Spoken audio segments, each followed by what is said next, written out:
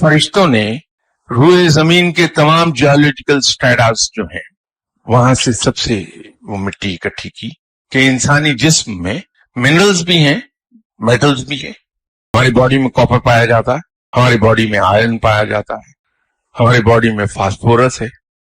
ये इसलिए है कि ये जमीन की तमाम जो जियोलॉजिकल स्ट्रेटास हैं वहां से ये मिट्टी इकट्ठी की गई।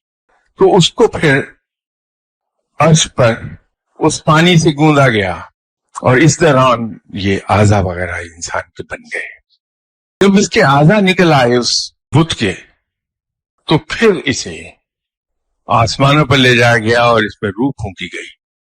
तो वहां से फिर बाबा आदम को जन्नत में भेज दिया गया।